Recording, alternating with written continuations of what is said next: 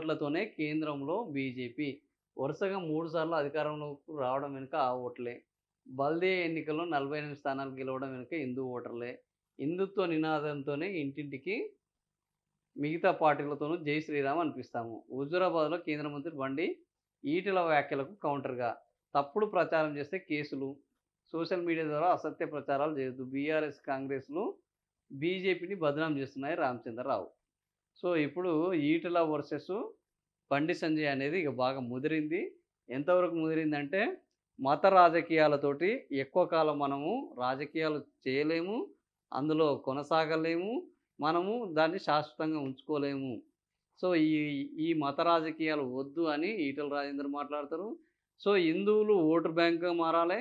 హిందువులు vote బ్యాంక్‌గా మారితేనే BJP మళ్ళా అధికారంలోకొస్తది. ఇప్పటిదానికి కూడా హిందువులు ఓట్లేయడం వల్లనే బీజేపీ. మొన్న బీహార్‌లో మైనారిటీలు ఓట్లేశారు. మొన్న ఎన్నికల్లో సాధారణ ఎన్నికల్లో మైనారిటీ ప్రాంతాల్లో గూడా బీజేపీ వాళ్ళు గెలిచారు.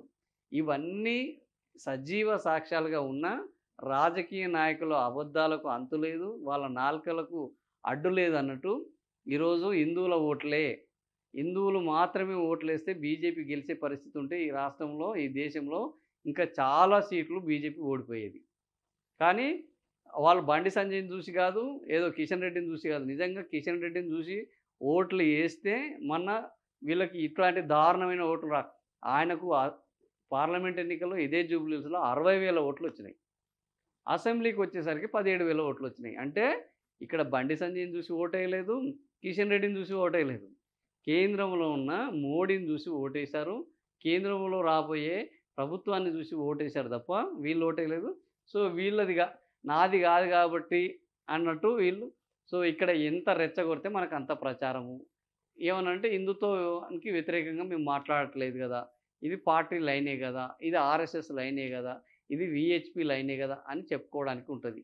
కాబట్టి అభివృద్ధి ఎజెండా లేని వాళ్ళు, సంక్షేమం చేయలేని వాళ్ళు, ఈ మత వివాదంతోటి మతంని రెచ్చగొట్టి మళ్ళా ఎన్నికలొస్తున్నాయి గాబట్టి, ఇప్పుడు ఏంది గ్రామాల్లో ఎన్నికలొస్తున్నాయి.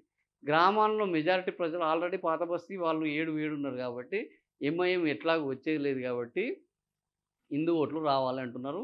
ఈసారి హిందూ ఓట్లు ఎన్నొస్తాయి? మొన్న హిందూ ఓట్లు ఏమి పదహా ఆడ 4,00,000లో 3,00,000 ఓట్లు హిందూ ఓట్లు.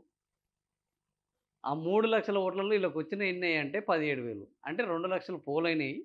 2,00,000లో ఏంది మైనారిటీలు ఓ లక్ ఏంది 70,000 అనుకుందాం. 1,30,000లో వీళ్ళకెంతొచ్చినాయి?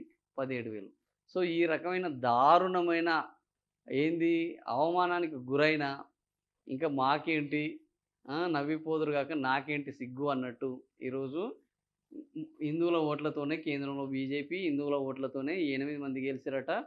రేపు వీళ్ళకు మైనారిటీలు ఓట్లేయాల్సిన అవసరం లేదట. మరి జనాలు ఆలోచించుకోండి.